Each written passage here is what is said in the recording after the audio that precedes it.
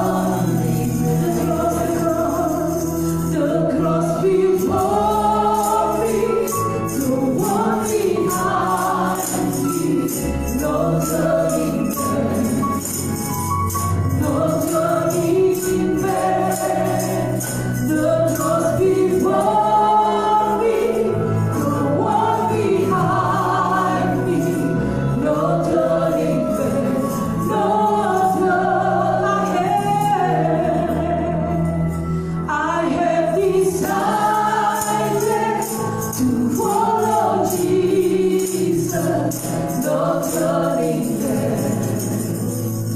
no turning back.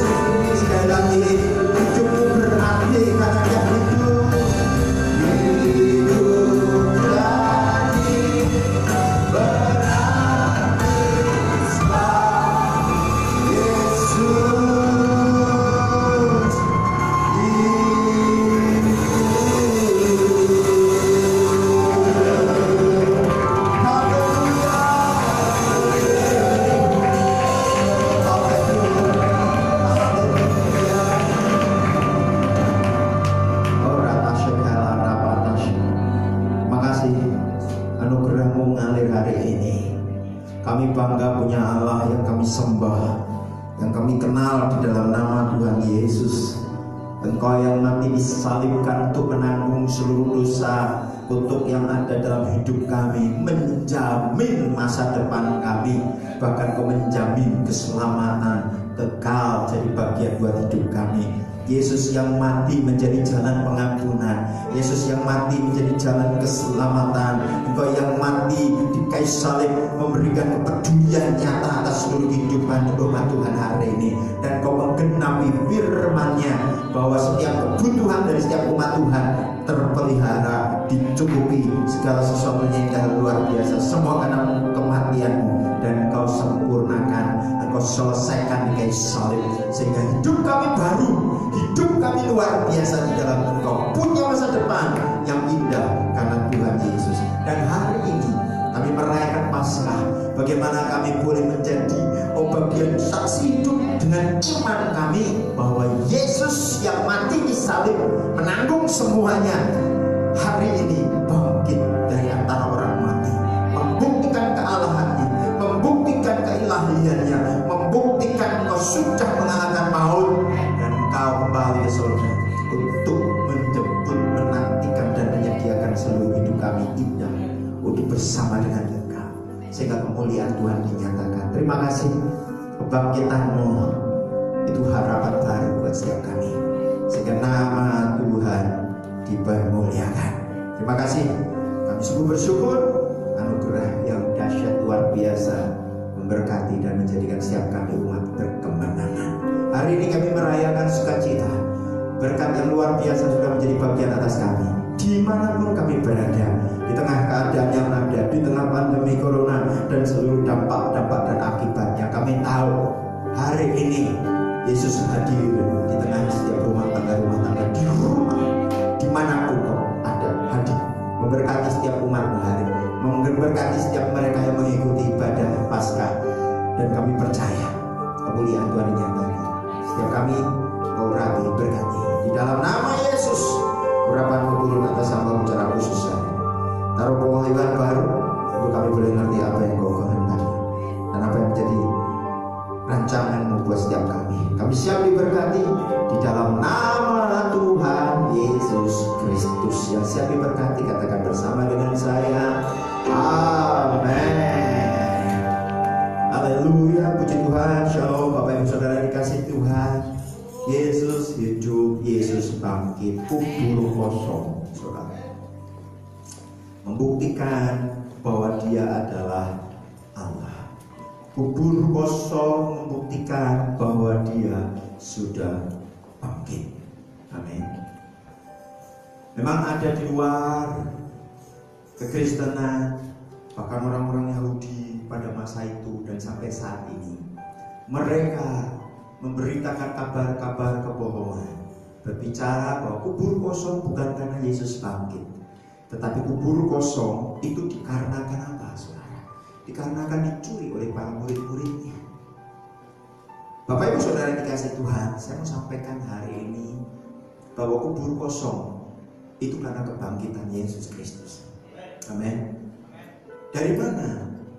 Dari para saksi-saksi yang melihat tentang kebangkitan Yesus. Saudara yang dikasih Tuhan, bahwa situasi kondisi yang ada pada saat itu, murid-muridnya begitu melihat Yesus ditangkap, Yesus dianiaya, sampai Yesus mati disalibkan. Satu hal catat baik-baik, mereka lari ketakutan. Yohanes 20 ayat 19 berkata demikian. Ketika hari sudah malam pada hari pertama minggu itu, berkumpulah murid-murid Yesus di suatu tempat dengan pintu-pintu yang terkunci karena mereka takut kepada orang-orang Yahudi. Mereka takut dengan orang-orang Yahudi dikarenakan apa? Yesus mati, dianggap sebagai pemberontak. Saudara bisa bayangkan, saudara, kalau pemimpin dianggap sebagai seorang pemberontak, maka anak buahnya, orang-orang yang mengikuti pun dia akan dianggap jadi pemberontak. Mereka takut. Sehingga secara logika, secara psikologis juga nggak mungkin murid-muridnya melakukan suatu tindakan yang konyol. Dengan apa? Mendatangi kuburan, saudara. Halo? Nggak mungkin, saudara. Itu sebabnya Bapak Ibu Saudara dikasih Tuhan, mereka takut. Apalagi di dalam 1 Korintus 15 ayat 5 dan seterusnya dikatakan bahwa ia telah menampakkan diri Kefas dan kemudian kepada ke-12 muridnya. Sesudah itu ia menampakkan diri kepada lebih dari 500 saudara sekaligus. Kebanyakan dari mereka masih hidup sampai sekarang, tetapi beberapa di antara telah meninggal. Itu saksi bahwa kebangkitannya ya dan amin. Kebangkitannya nyata, saudara. Amin. Itu sebabnya Bapak Ibu Saudara dikasih Tuhan, murid-muridnya berada di ruangan terkunci karena takut dengan orang-orang Yahudi. Dan bagaimana respon saat itu ketika murid-muridnya dituduh mereka mencuri mayat Yesus? Bayangkan saudara, sebuah kuburan dijaga komplit dengan prajurit. Kok ya berani-berani nih? Secara logika gak masuk akal. Kita lihat di dalam kitab Matius 27 ya, ayat 63 sampai 64, 65 sampai 66. Tapi saya akan baca sebagiannya. Dan mereka berkata, Tuhan, kami ingat bahwa si penyesat itu, siapa yang kata penyesat? Yesus. Orang-orang Yahudi, orang-orang ahli Taurat mengatakan itu penyesat. Jadi kalau pemimpin sudah dituduh penyesat, maka anak buahnya juga akan dianggap sesat, saudara. Mereka juga menjadi sasaran dan target. Itu sebabnya wajar kalau murid-muridnya takut. Dalam ketakutannya, mosok berani-beraninya dia melakukan satu tindakan konyol. Nah, sewaktu hidupnya berkata, sesudah 3 hari aku akan bangkit. Karena itu perintahkanlah untuk menjaga kubur itu sampai hari yang ketiga. Jikalau tidak, murid-muridnya mungkin datang untuk mencuri dia, lalu mengatakan kepada rakyat ia telah bangkit dari antara orang mati, sehingga penyesat yang terakhir akan lebih buruk akibatnya daripada yang pertama. Ngeri saudara. Dijelaskan di dalam ayat 63 sampai 64. Para ahli Taurat berkata, gawat ini kalau murid-muridnya mencuri. Terus apa kata Pilatus? Ayat 65. Kata Pilatus kepada mereka, ini penjaga bagimu, pergi dan jagalah kubur itu baik sebaik-baiknya. Maka pergilah mereka dan dengan bantuan penjaga-penjaga itu mereka memeterai kubur itu dan menjaganya. Kuburan dijaga, saudara. Bagaimana bisa mencuri? Apalagi saudara, kalau saudara datang ke Israel, saudara melihat kubur yang kosong itu, saudara, maka apa yang terjadi? Saudara akan melihat bahwa di pintu kubur itu ada batu besar berbuat bulat, saudara, pipih. Dan itu hanya bisa dibuka dengan cara digeser oleh banyak orang. Kalau gede, 2-3 orang tidak kuat. Dan itu akan membuat hal-hal yang konyol, saudara. Beda dengan kuburan-kuburan di Indonesia, dikeduk, saudara, dicangkul, saudara. Gampang satu orang itu bisa melakukannya. Ini gak gampang. Di sebuah bukit ada lubang, ada gua kecil di dalamnya, dan kemudian ditutup dengan batu. Amen. Itu sebabnya Bapak Ibu Saudara dikasih Tuhan, saya percaya kebangkitan Yesus terjadi. Dan itu yang menetapkan bahwa iman Kristen berbeda dengan iman dunia ini. Kenapa ada jaminan kebangkitan Yesus? Bukan karena mayatnya dicuri, bukan. Secara logika, secara psikologis tidak mungkin. Atau mungkin musuh-musuhnya yang coba mencuri. Bapak Ibu Saudara dikasih Tuhan, catat baik-baik. Bagaimana musuh-musuhnya akan mengambil dan kemudian menetapkan, ayo kita curi. Biar sepertinya murid-muridnya dituduh mencuri. Ketika musuh-musuhnya berkata seperti itu, apa saja dia berarti menggenapi dong.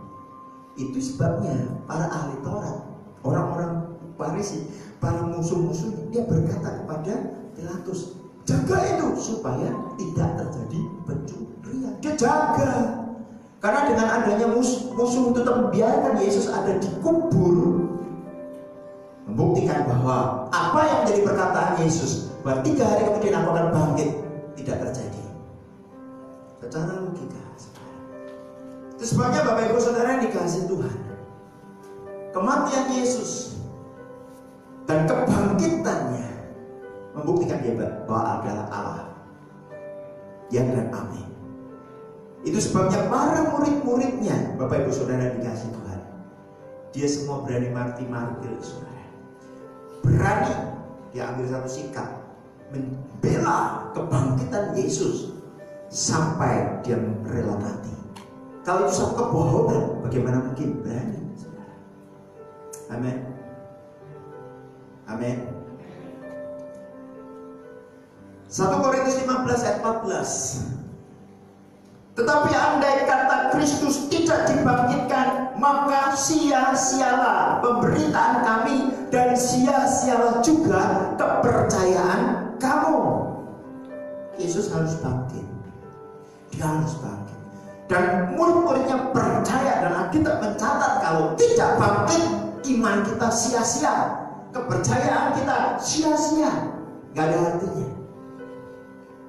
Dan mereka yakin berpercaya dengan kebangkitan yang benar, maka mereka berani mati. Amin. Amin. Bahkan Paulus sendiri katakan dalam Filipi 1 ayat 21, karena bagiku hidup adalah Kristus dan mati adalah keuntungan. Bayangkan saudara, kalau Yesus, murid-muridnya membuat satu rekayasa mengambil dan mencuri mayat Yesus, bagaimana mungkin mereka mempertahankan kebangkitannya? Mereka menyaksikan dengan kepala mata sendiri, berjumpa dengan Yesus, bukti kebangkitannya ada. Karena mereka menjadi saksi itulah, maka mereka berani sampai mereka mempertaruhkan nyawanya. Bayangkan saudara, tidak akan pernah terjadi kalau murid-muridnya mencuri mayat Yesus, maka tidak akan pernah terjadi Yakobus anak Zebedeus bertahan, mempertahankan, memberitakan firman sampai dia mati dipenggal kepalanya. Tidak mungkin. Matius mati dipenggal kepalanya. Halo? Bahkan Yakobus, saudara Tuhan, dilemparkan dari atas atap bait Allah. Setelah itu disusah sampai mati. Dilemparkan, jatuh gak mati, disusah sampai mati, disiksa sampai mati. Matius dirajam batu, namanya dipenggal kepalanya. Andreas disalibkan. Nama Andreas, luar biasa. Hati-hati Bapak Ibu Saudara dikasih Tuhan, bahwa sering-sering di dunia luar menyesatkan kita. Tetapi catat baik-baik, murid-muridnya menjadi saksi akan kebangkitan Kristus, dan dia rela mati dengan penderitaan yang begitu berat. Untuk apa? Untuk mewartakan dan meneguhkan bahwa kebangkitannya ya dan amin. Markus diseret sampai mati, Petrus disalibkan dengan kepala terbalik di bawah, Paulus penggal kepalanya, Yudas yang bukan Iskariot disalib. Halo, ada banyak.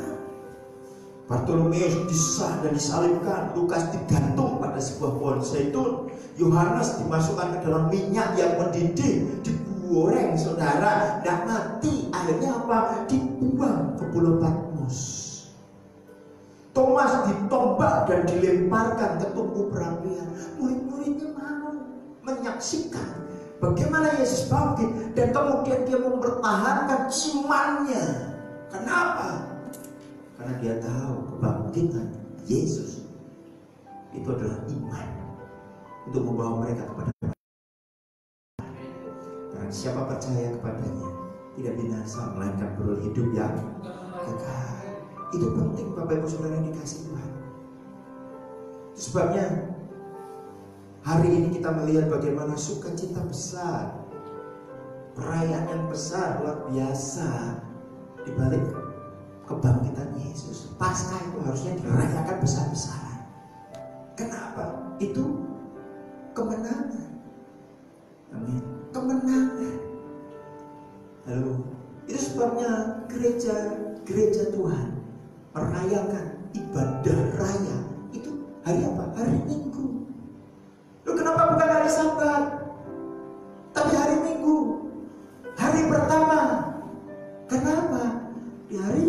percaya itu Paskah, kebangkitan. Kita sedang merayakan kemenangan. Amin.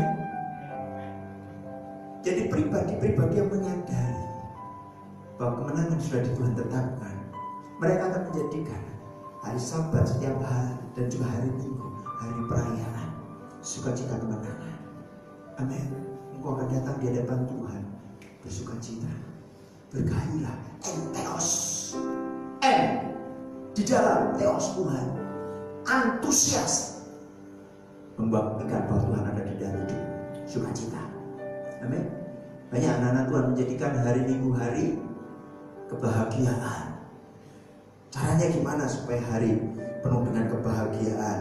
Ya puji Tuhan, jalan-jalan, nggak tahu kemana.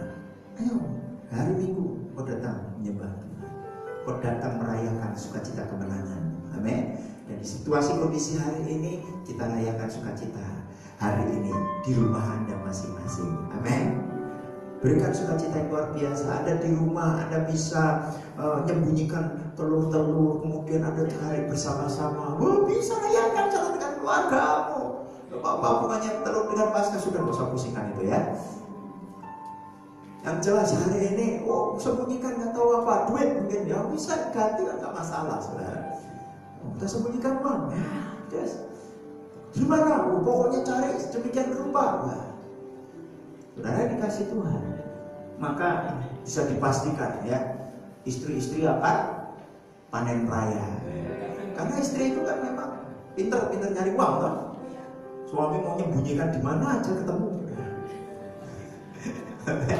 Nah itu, Bapak Ibu Saudara dikasih Tuhan. Ya puji Tuhan, hari ini mari kita percaya. Rayakan sukacita Paskah di rumahmu dan alami sukacita itu luar biasa. Kenapa? Bapak Ibu Saudara yang dikasih Tuhan, sadari bahwa kebangkitan Kristus memberikan pengharapan baru buat hidupmu. Itu sebabnya kita rayakan dengan sukacita. Memberikan pengharapan yang baru, di mana hidupmu di dalam seluruh perjalananmu hari ini kau akan mengalami sesuatu yang luar biasa. Amin. Kita buka bersama-sama di dalam kitab Markus, Injil Markus 16. Ya. Oke. Amin. Tepuk tangan itu nggak usah nunggu yang lainnya dulu ya. Itu keluar dari hatimu. Haleluya. Amin. Keluar dari hatimu. Ya. Kebangkitan Yesus. Setelah lewat hari Sabat, Maria Magdalena dan Maria ibu Yakobus serta Salome membeli rempah-rempah untuk pergi ke kubur dan meminyaki Yesus. Dan pagi-pagi benar pada hari pertama minggu itu setelah matahari terbit, pergilah mereka ke kubur. Mereka berkata seorang kepada yang lain, siapa yang akan menggulingkan batu itu bagi kita dari pintu kubur? Tetapi ketika mereka melihat dari dekat, tampaklah batu yang memang sangat besar itu sudah terguling. Lalu mereka masuk ke dalam kubur dan mereka melihat seorang muda yang memakai jubah putih duduk di sebelah kanan. Mereka pun sangat terkejut. Tetapi orang muda itu berkata kepada mereka, jangan takut. Kamu mencari Yesus orang Nazaret yang disalibkan itu. Ia telah bangkit. Ia tidak ada di sini. Lihat, inilah tempat mereka membaringkan dia. Tetapi sekarang pergilah, katakanlah kepada murid-muridnya dan kepada Petrus yang mendahului kamu ke Galilea. Di sana kamu akan melihat dia seperti yang sudah dikatakannya kepada kamu. Lalu mereka keluar dan lari meninggalkan kubur itu sebab gentar dan dahsyat menimpa mereka. Mereka tidak mengatakan apa-apa kepada siapapun juga karena takut. Bapak Ibu Saudara dikasihi Tuhan, kebangkitan Kristus memberikan pengharapan baru buat hidup saudara dan kita semua. Katakan amin. Katakan amin.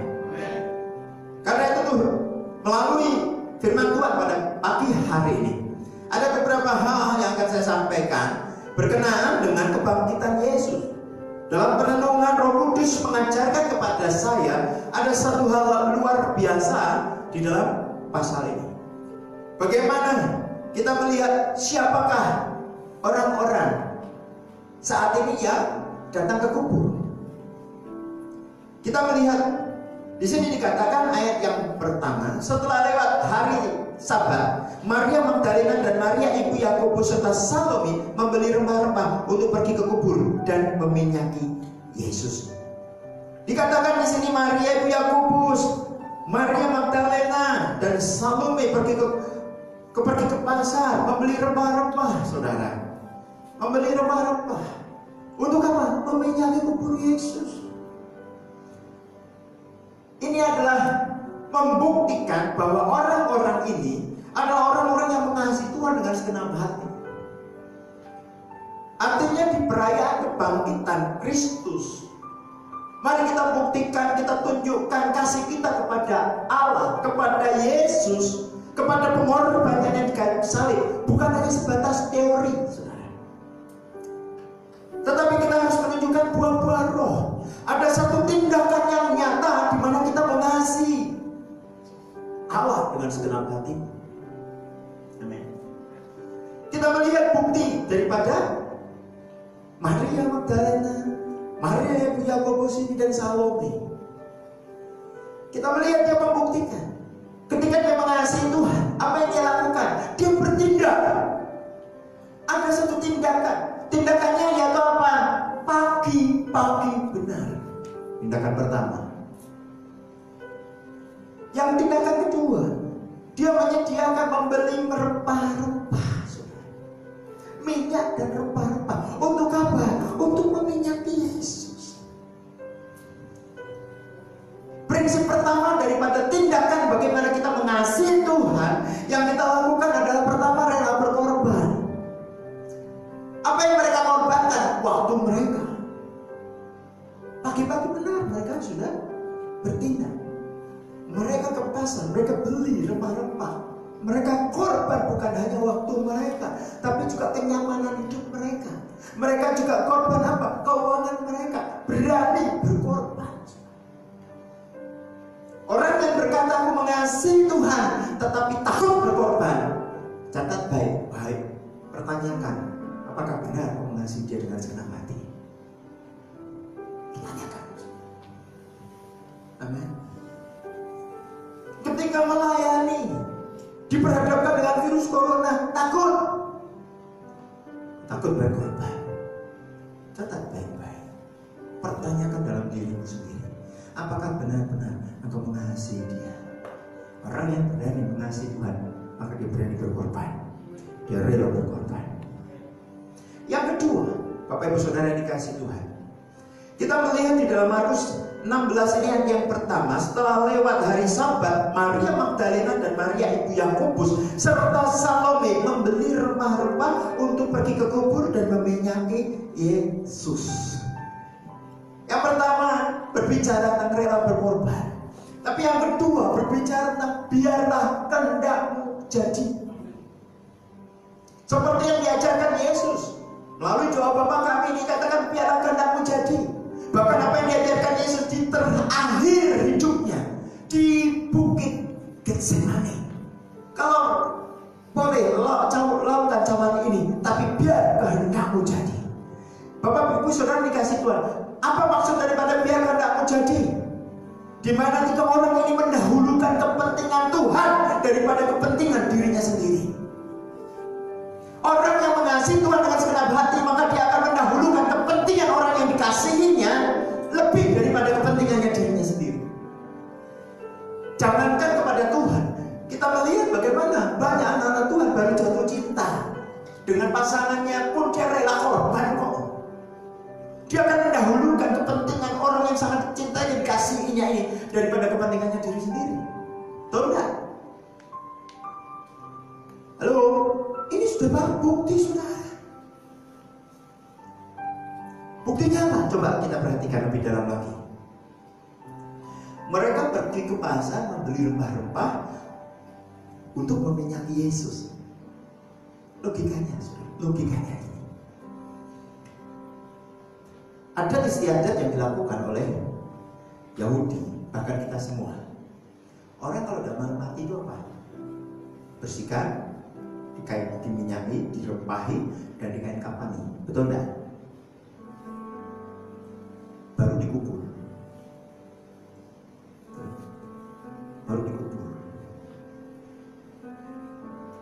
masukkan peti, baru dikubur. Setelah dikubur, selesai. Apakah kemudian setelah dikubur, saudara berkata, aku mau cari peti yang paling bagus? Atau mungkin aku tak cari kain kapan? Atau aku tak cari jas untuk apa? Ngasih? Membereskan atau menyucikan? Halo, logika enggak? Enggak logika.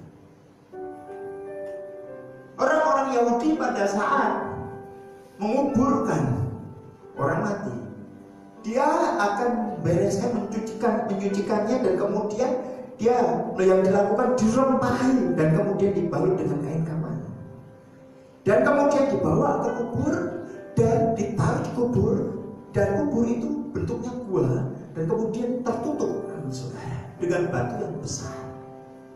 1-2 orang nggak kuat, apalagi perempuan. Dorong sampai ke pentut-pentut. Sorry saudara, nggak akan bergerak kok. Nggak akan bergerak. Itu sebabnya kalau saudara bisa hadir ke Israel, saudara bisa melihat bagaimana bentuk kubur yang kosong. Saudara akan bisa membayangkan, nggak mungkin tergeserkan. Artinya Yesus ada di dalam kubur, berarti sudah pasti tidak bisa lagi donati.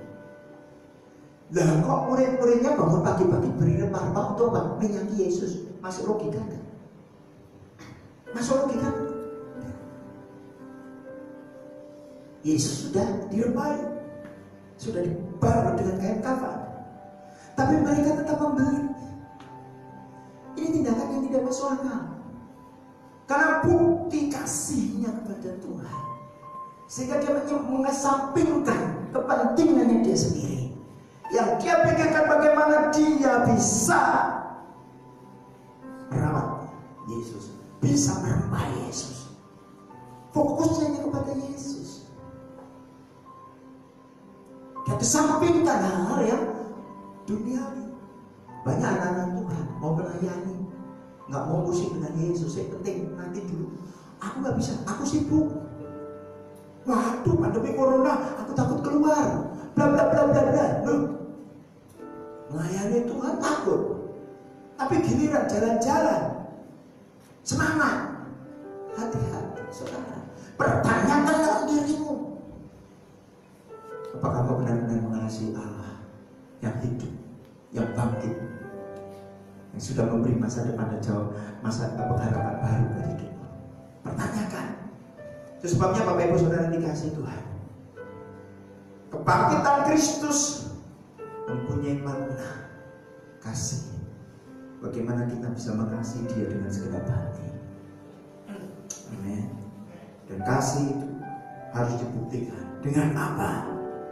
Dengan bagaimana kita rela berkorban, bagaimana kita mendahulukan kepentingan Tuhan daripada kepentingan hidup kita.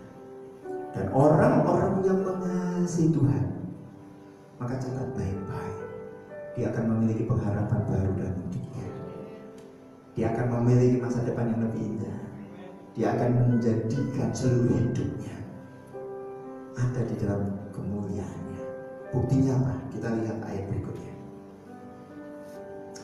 Ayat yang ketiga, saudara. Mereka mengasihi sehingga mereka melupakan kepentingan dirinya. Bisa saja Salome berkata, Mar, panggilannya Maria Magdalena adalah Mar, gitu. Mar, ngapain kita beli rempah? Bukankah Yesus sudah dirempahi? Bisa. Ngapain kita bangun pagi? Bisa. Tapi mereka nggak melakukan itu karena pikirannya ada di pikirannya hanya tuh Yesus. Dia mengutamakan Yesus itu. Soal kepentingan kebutuhannya itu urusan belakang. Kenapa? Orang-orang yang seperti ini, maka dia sendiri akan dipedulikan dan dia akan memiliki pengharapan yang baru. Lihat ayat berikutnya, ayat 3.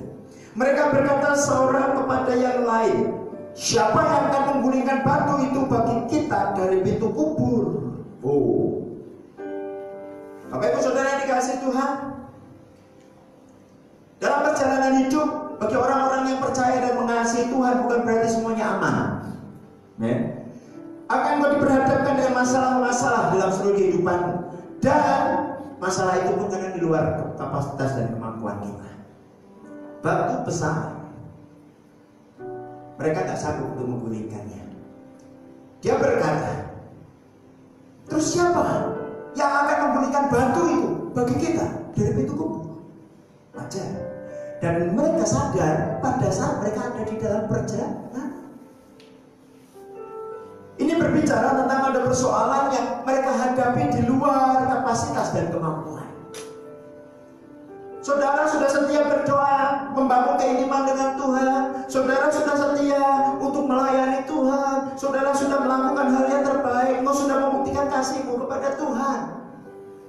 Bapak Ibu Saudara yang dikasihi Tuhan, engkau peduli dengan orang-orang di sekitarmu. Halo?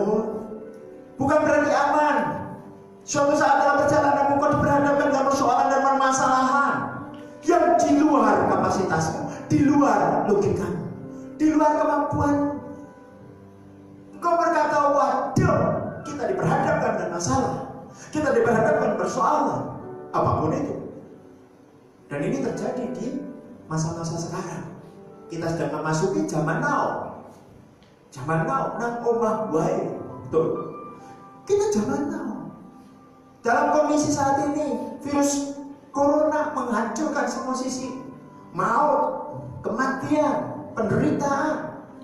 Bahkan yang lebih repot lagi, Bapak Ibu Saudara yang kasih itu, dampaknya sampai ke ekonomi, kehilangan pekerjaan, dan banyak hal terjadi. Dan ini terjadi atas seluruh dunia. Itu permasalahan di luar kapasitas kita, di luar kekuatan kita, dan itu Tuhan izinkan. 3 perempuan ini, saudara, dia tahu, waduh, kita diperhadapkan dengan masalah. Terus siapa yang akan bisa menggulingkan? Apa yang dilakukan oleh perempuan ini? Mereka nggak pusing dengan masalah. Sekalipun mereka kaget, mereka tetap berjalan. Mereka tetap berjalan. Mereka berjalan. Karena kita tidak mencatat bahwa mereka, yuk kita cari-cari, yuk kita cari Petrus, yuk kita cari-cari murid-murid Yesus, yuk kita untuk bisa mendorong menggulingkan. Nah, mereka tidak coba mencari solusi dengan jalan keluar. Dengan apa? Dengan kekuatan mereka. Bisa. Tapi yang mereka lakukan, mereka terus berjalan. Apapun saat ini masalah yang kau hadapi, jangan pernah takut, maju terus. Cari Tuhan terus. Kau terus buktikan kepedulianmu, buktikan kecintaanmu, kasihmu kepada Dia, kepada Yesus Tuhan. Percaya, Dia tidak akan pernah tinggal diam. Dia akan bertindak. Dia akan buktikan bahwa Dia adalah Allah yang bangkit. Amin. Apapun persoalanmu hari ini, jangan pernah takut. Kebangkitannya adalah jawaban buat hidup. Bahwa ada masa depan yang dahsyat, masa depan yang baik. Masalah boleh ada, tetapi catat baik-baik. Semua tidak akan pernah lepas dari kendali Allah.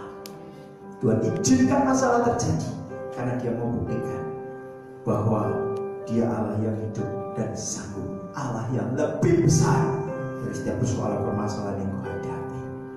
Mereka diperhadapkan dengan batu yang harus digeser, digulingkan.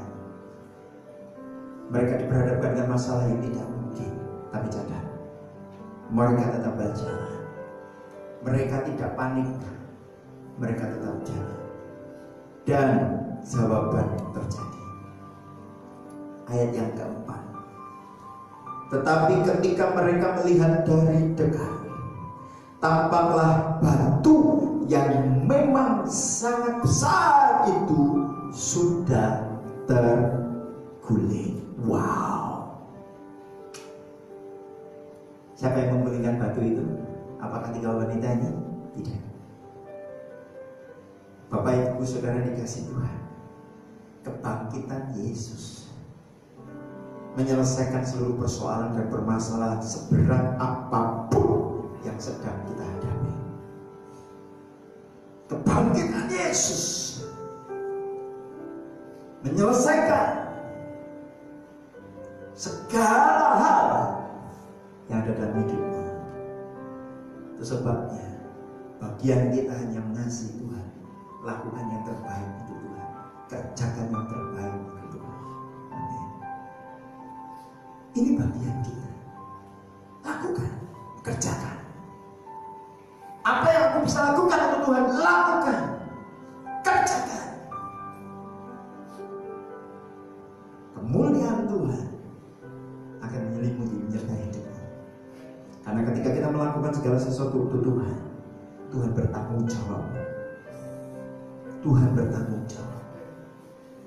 Dia Allah yang peduli, Dia bangkit. Dan ketika kau diperhadapkan dengan masalah apapun, persoalan apapun, catat baik-baik. Jaminan masa depan itu sudah ada. Kebangkitan yang memberikan pengharapan baru. Artinya apa? Sekalipun kau ada dalam lembah kegelapan, kau tidak takut bahaya. Kenapa? Ada Tuhan yang menyelesaikan masalahmu. Amin. Dia selesaikan setiap masalah. Apapun persoalan yang kau hadapi hari ini, batu sudah terguling. Catat baik-baik. Apapun kebutuhanmu hari ini, batu sudah terguling. Batu sudah terguling.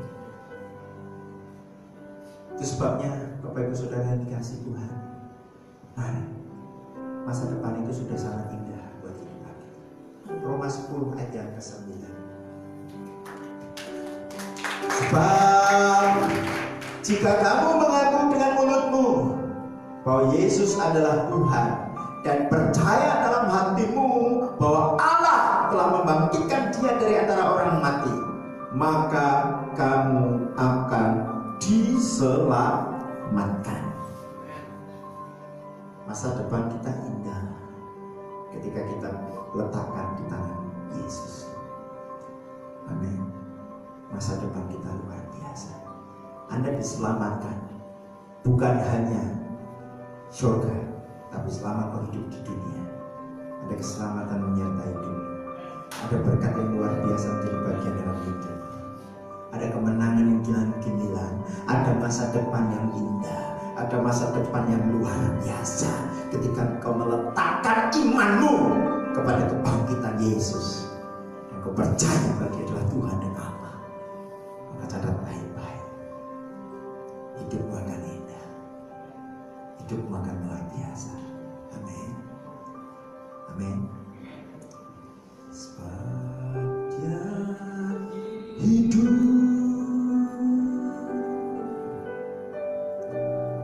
ada hari esok. Sebab Dia hidup,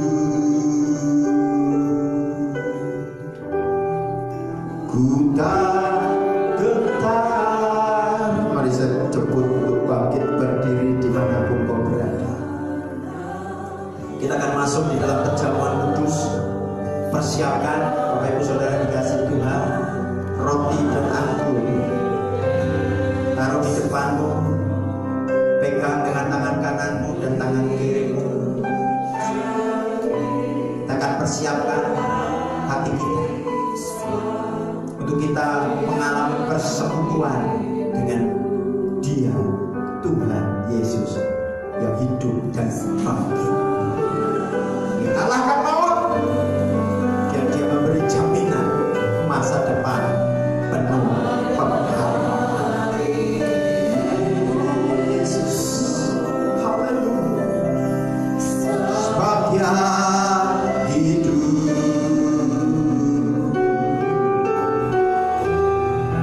ku tak gentar.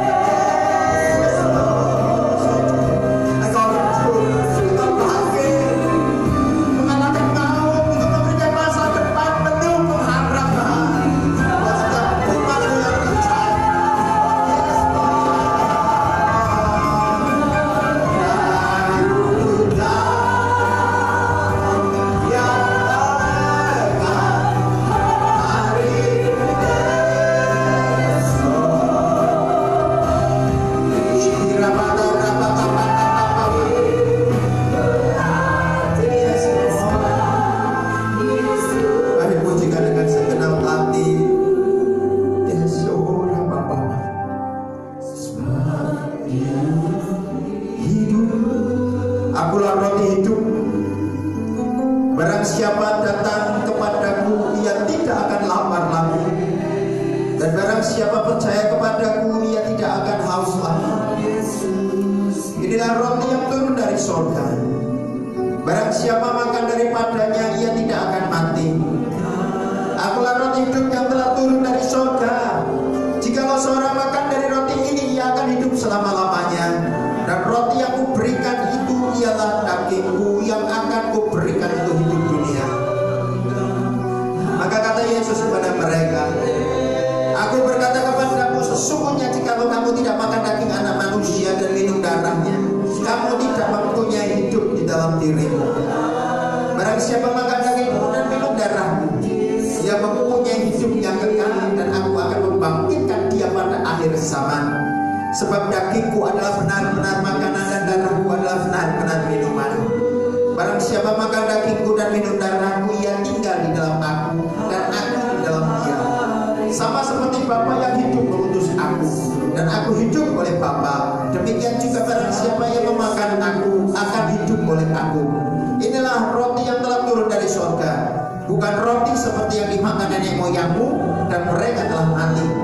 Barang siapa makan roti ini, ia akan hidup selama-lamanya.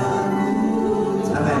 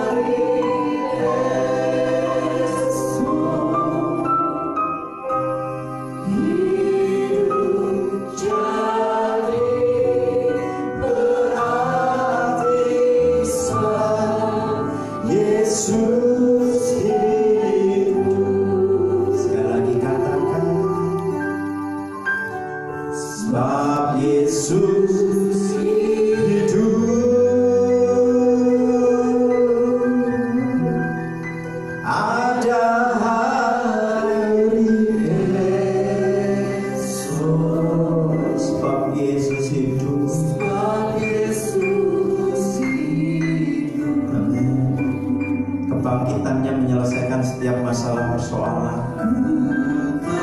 Kebangkitannya membuktikan dia adalah Allah hidup. Jangan pernah takut, maju terus. Terus kau akan alami perkara-perkara jauh, perkara-perkara luar biasa.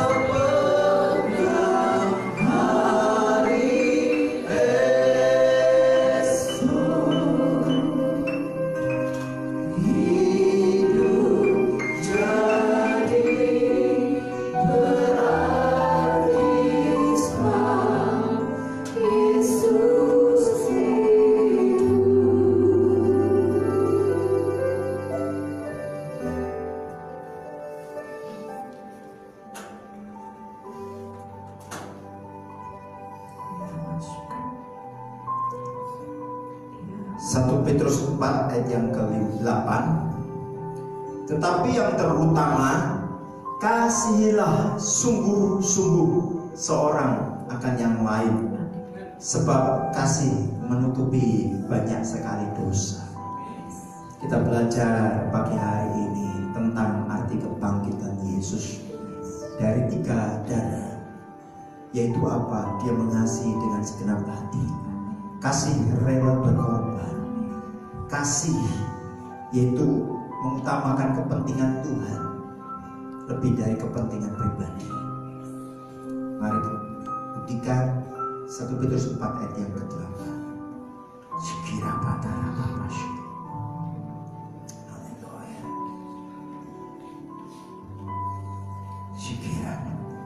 Mari Bapak Ibu Saudara dikasih Tuhan, angkat cawanmu dan anggurmu tinggi-tinggi di atas kepala.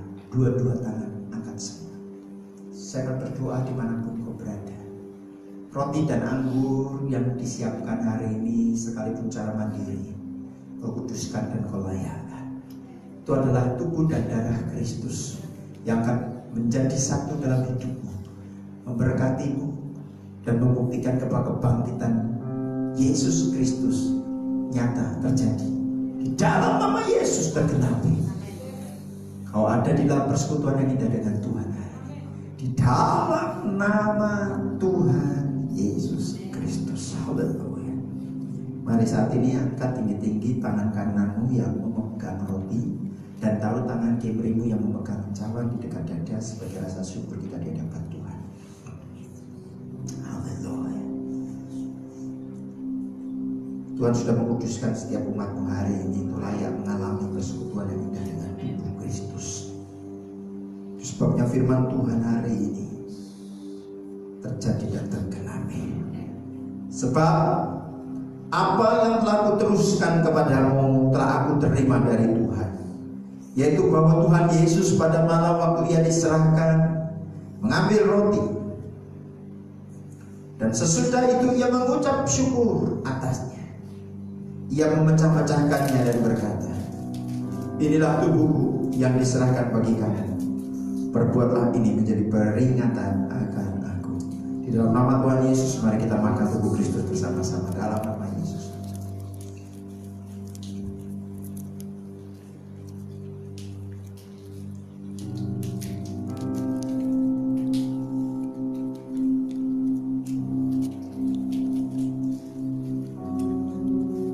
Angkat tinggi-tinggi tangan kananmu yang memegang cawan di atas kepala, dan taruh tangan kirimu di dada sebagai rasa syukurmu bahwa kau sudah ditebus oleh darah Kristus.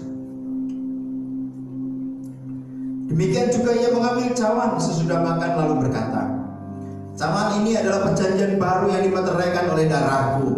Perbuatlah ini setiap kali kamu meminumnya menjadi peringatan akan aku.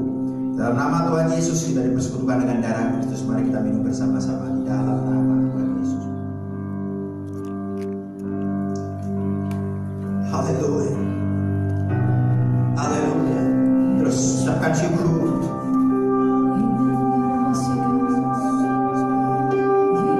Ucapkan syukur.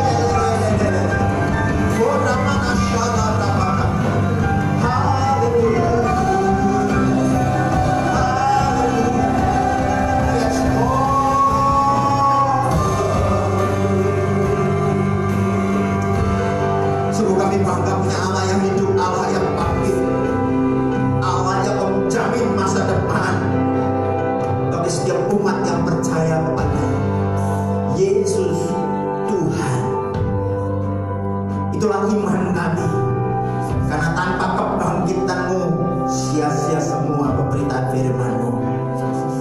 Dan hari ini Kau genapi di dalam dalam nama Tuhan Yesus, di dalam nama hidup, dalam nama Tuhan Yesus. Terima kasih hari ini yang sakit disembuhkan oleh darah dan persekutuan yang indah dengan tubuh Kristus.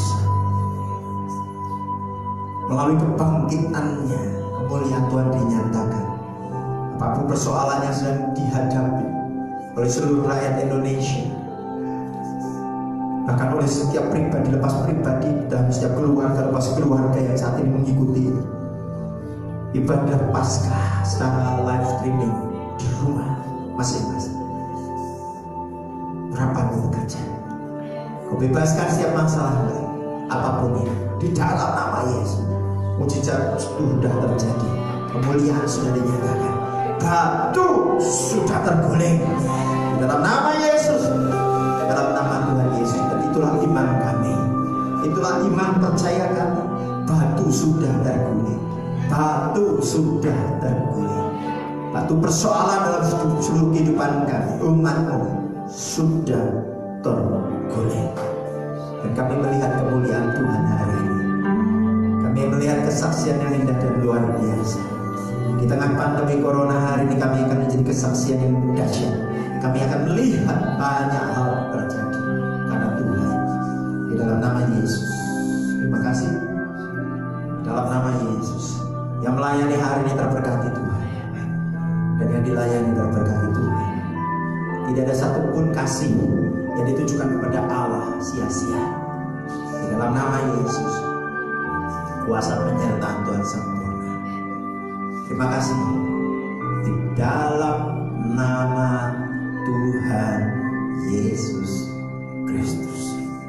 Kami akhiri ibadah Paskah secara live streaming pada pagi hari ini. Kami akhiri dalam berkat yang dahsyat luar biasa. Dan semua terberkati Tuhan di dalam nama Tuhan Yesus. Dan dengan kedua tangan kami terangkat, kami terima berkat-berkat yang terbaik, berkat yang luar biasa. Tuhan memberkati dan melindungi engkau. Tuhan menyinari kau dengan wajahnya dan memberi kau kasih karunia. Tuhan menghadapkan wajahnya padamu dan memberi kau damai sejahtera. Diberkati saat kau masuk di tempat ini dan diberkati saat meninggalkan tempat ini. Tuhan menetapkan kau jadi kepala dan bukan ekor. Kau terus dituntunnya naik dan tidak pernah turun. Dan penyertaan Tuhan sempurna, pertolongannya terus indah tepat pada waktunya. Hari ini keluargamu diberkati Tuhan dimanapun kau berada. Kesehatanmu diberkati Tuhan, kau disembuhkan, diberi kesehatan dan mengalami penyertaan Tuhan. Bahkan studimu secara online pun terberkati. Masa depanmu indah luar biasa. Pekerjaanmu, bisnismu yang sedang digoncang pun hari ini batu itu sudah terguling. Kau alami kemuliaan. Kau dipelihara Tuhan di dalam nama Yesus. Bahkan dalam pergaulanmu dimanapun kau berada hari ini, lawanmu yang tidak terlihat, oleh karena kau mengandalkan Tuhan dan mengalami kasih Allah, kau dilalukannya. Batu itu sudah terguling di dalam nama Yesus. Di dalam nama Yesus, kau ditetapkan dari kepala dan bukan ekor. Kau terus dituntutnya naik dan tidak pernah turun. Dan pertolongan Tuhan indah tepat pada waktu. Kedua tanganmu hari ini terberkati Tuhan. Kau terpelihara Tuhan dan apapun yang dikerjakan dibuat berhasil. Di dalam nama Tuhan Yesus. Karena itu mari kita akhiri ibadah Paskah pada hari ini di dalam nama Tuhan Yesus. Kekasih-kekasih Tuhan, pulanglah dengan damai sejahtera, sukacita dan juga perjalanan yang indah luar biasa aman. Malaikat mendahului engkau. Pulang, terima dan bawa seluruh berkat-berkat yang terbaik dari Allah Bapa, kasih sayang dari Yesus Kristus, dan persekutuan yang terindah di dalam Roh Kudus menyertai hidupmu sekarang sampai selama-lamanya hingga Maranatha Yesus Kristus datang kedua kalinya. Di dalam nama Tuhan Yesus yang diberkati Tuhan, katakan bersama saya.